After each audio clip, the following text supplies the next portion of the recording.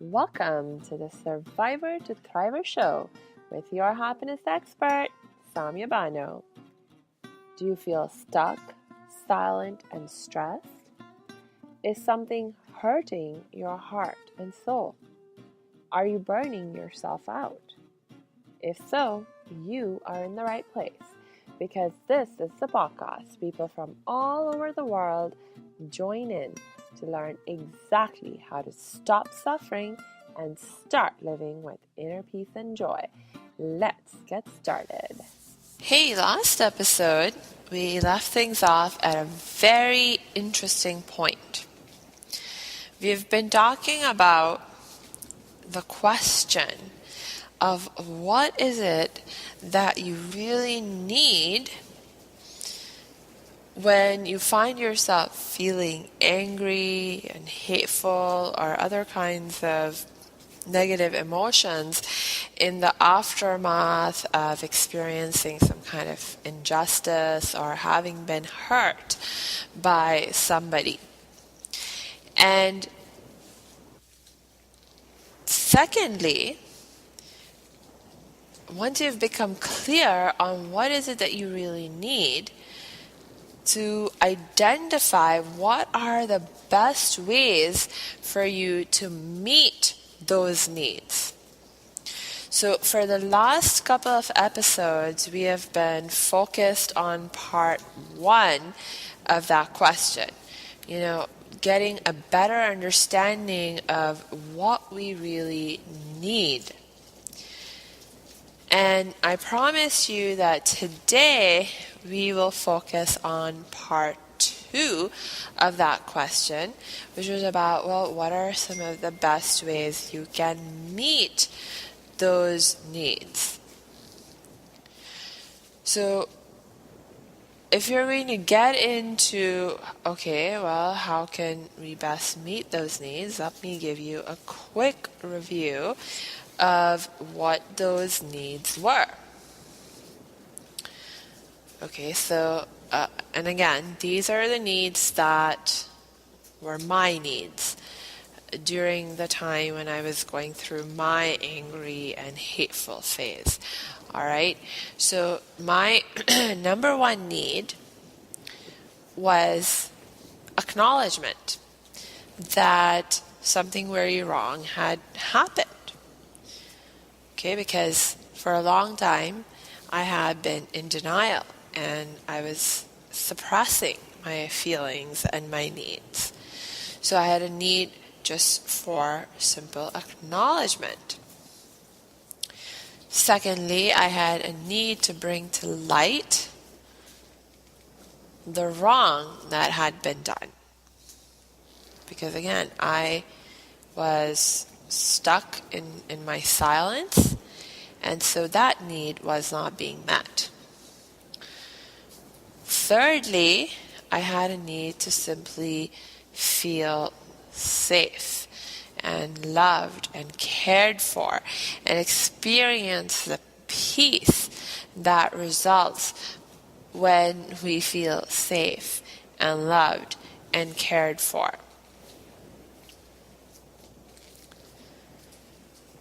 So let's take this need by need and look at, what are the best ways that we could meet each of these essential needs that we have, or that I had. So let's start with the need for acknowledgement. If my need for acknowledgement is not being met because I'm in denial and I'm suppressing my feelings and my needs, trying to run away from facing the truth of what has happened, then the solution is simple. Alright, face up to it. Face up to it. And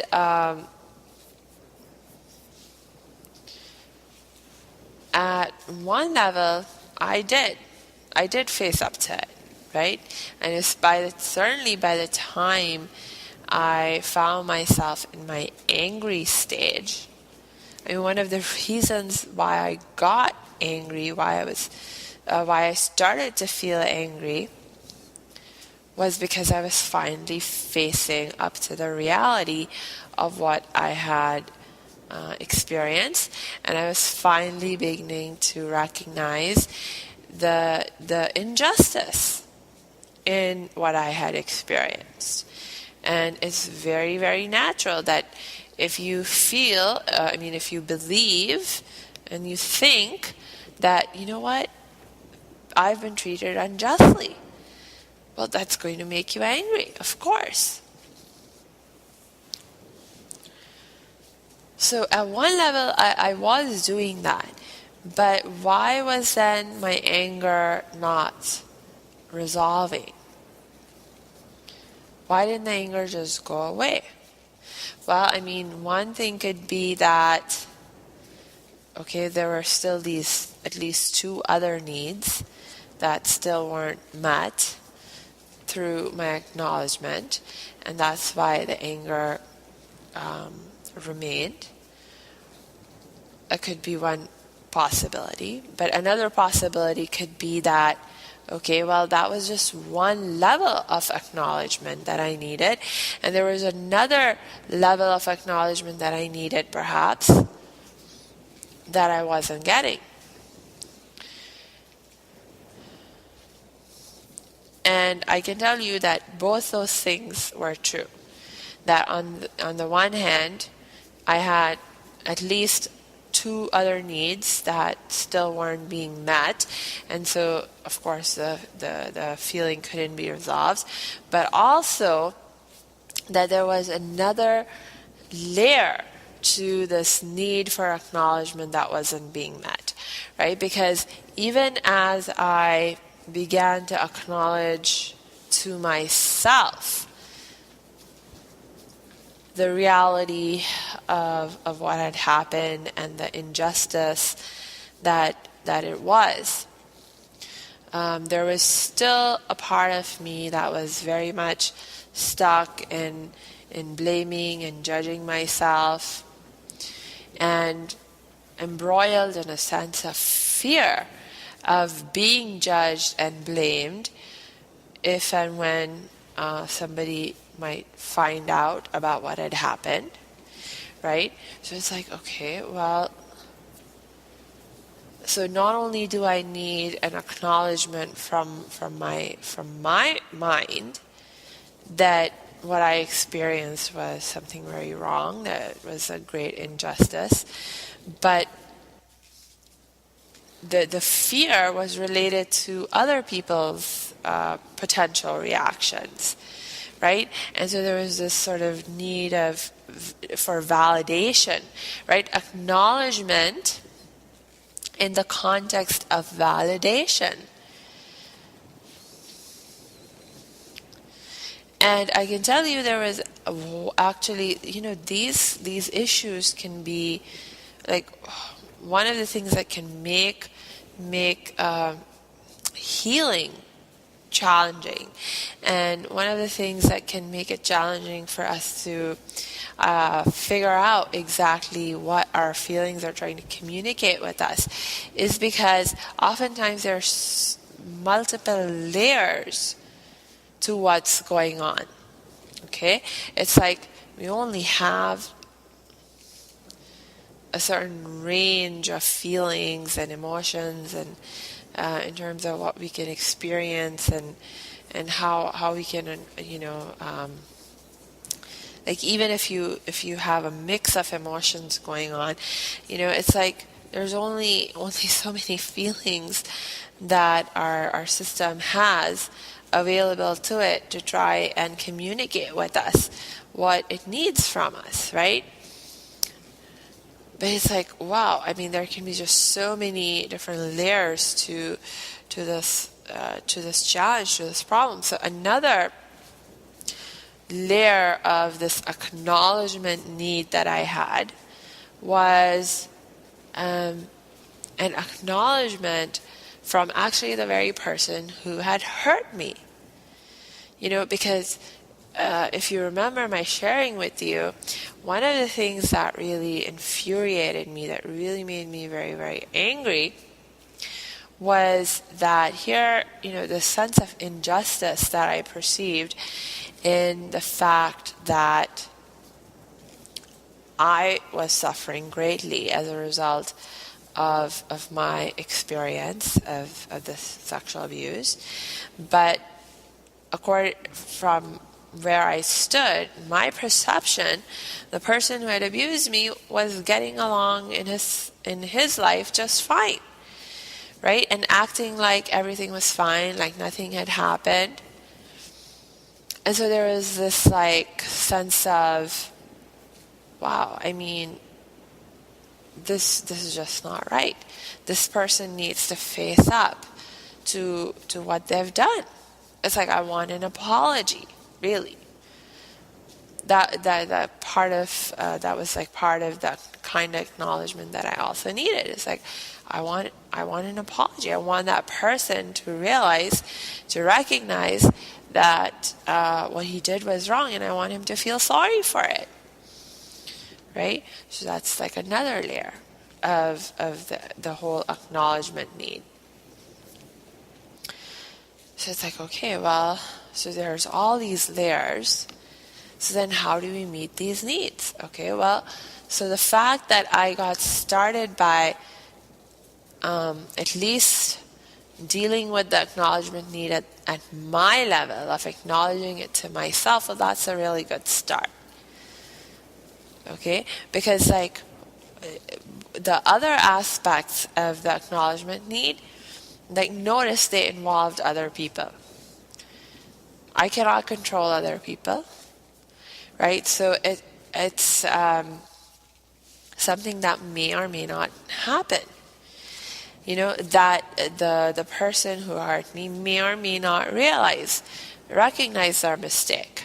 They may or may not decide to apologize to me.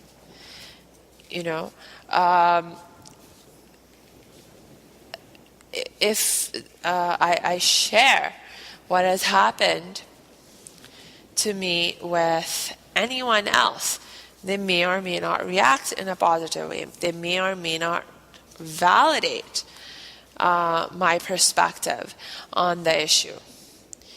And to a large extent, that is not within my control. Okay, so it's okay, so if I, so what can I do? What can I do? It's okay, so if I can't control other people's response, but I have this need for acknowledgement, it's what do you do?